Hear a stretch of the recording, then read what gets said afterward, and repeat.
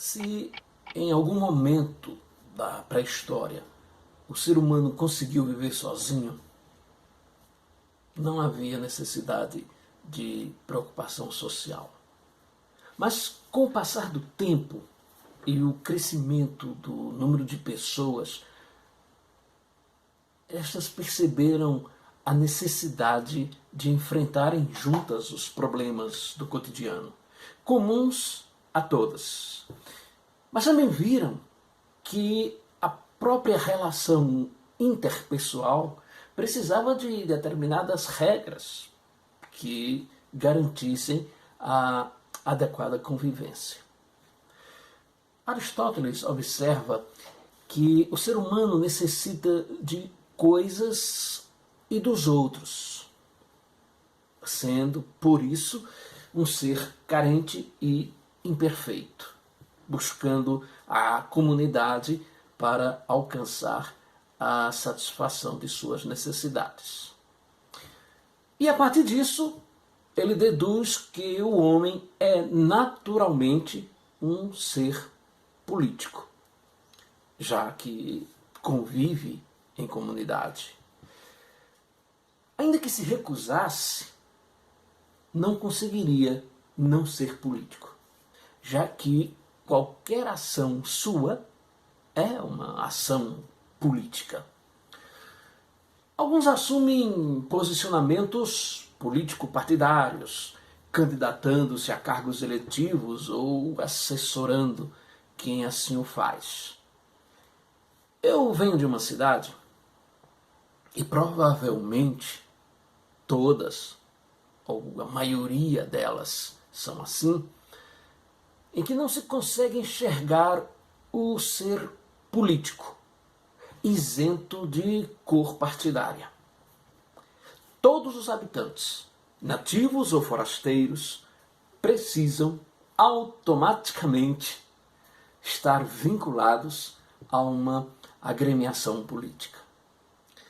Se o camarada insistir em manter-se isento, discreto, sem demonstrar um nítido apoio a um ou ao outro lado, porque geralmente sempre há apenas dois lados nesses casos, as próprias pessoas da cidade se encarregam de defini-lo como de um partido ou de outro. As formas dessa definição partidária são as mais bizarras. Por exemplo, a pessoa trabalha numa determinada loja cujo dono é de uma determinada facção política. É o bastante para considerarem essa pessoa também daquele partido. E a partir daí, ser bajulado pelos que se julgam seus correligionários e hostilizados pelos componentes do partido oposto. A ideia maniqueísta de que apenas existem dois lados de qualquer coisa alimenta um perigoso comportamento que a gente chama de fanatismo. O fanático é destituído de qualquer senso de consciência crítica ou de qualquer disposição para pesquisa. A única coisa que o move é a teimosia de defender a todo custo aquilo em que ele acredita, condenando irremediavelmente quem se opõe à sua ideia. Em pouco tempo, não importa a constituição de seu objeto de fanatismo, está sempre correto, mesmo quando flagrantemente existem equívocos naquilo que ele defende. Ele se recusa a aceitar e criticar esses erros, seja porque não consegue enxergar um palmo diante do seu nariz, seja porque, e eu acredito muito nisso, já defendeu com tanta ênfase aquela ideia, já incorporou-se tanto àquele modo de pensar, que assumir que nela há incorreções é assumir que errou em defendê-la.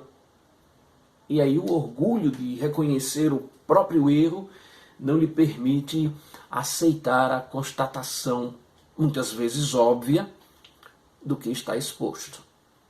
Vivemos a expansão desse comportamento provinciano em nível nacional hoje. Parece que somente existem dois caminhos: o dos que seguem as ideias e ideais de Lula e os que apoiam incondicionalmente as atitudes de Bolsonaro. O fanatismo maniqueísta não permite que o camarada que apoia Lula enxergue equívocos na atuação da chamada esquerda, ou que o seguidor de Bolsonaro perceba os evidentes erros da denominada direita. A partir disso, dá-se o que citei como exemplo da minha cidade natal.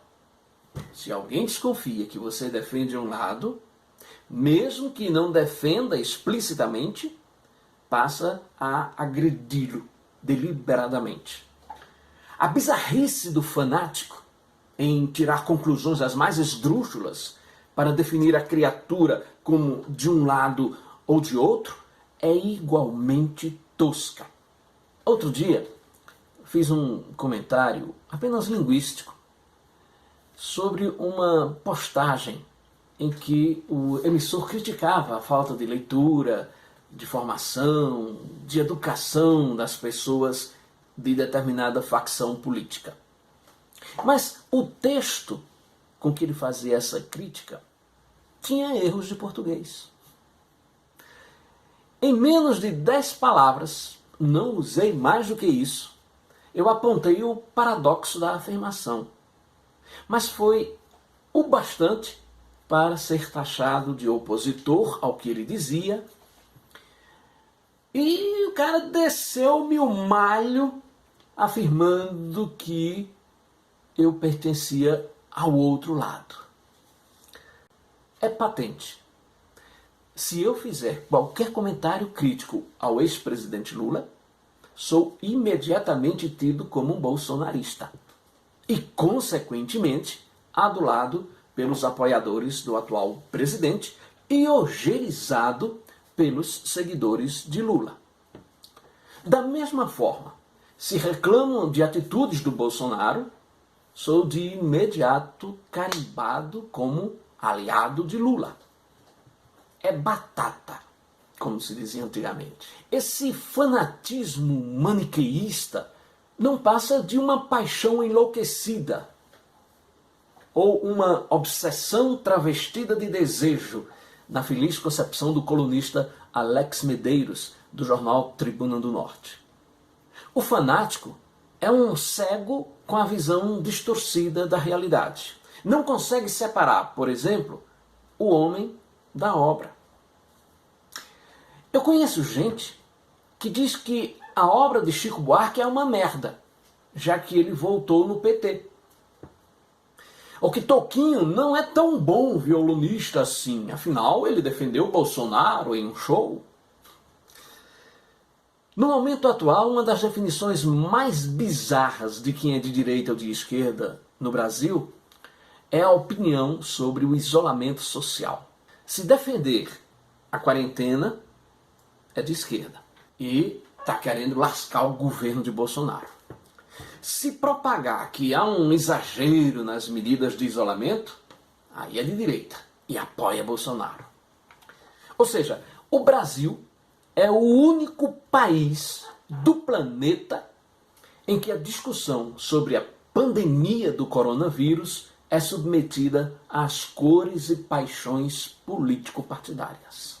E isso é tremendamente ruim, porque enquanto as pessoas se digladiam estéril e toscamente em nome de seus pontos de vista partidários ou de seus ídolos, a quantidade de brasileiros mortos passou da barreira dos 7 mil.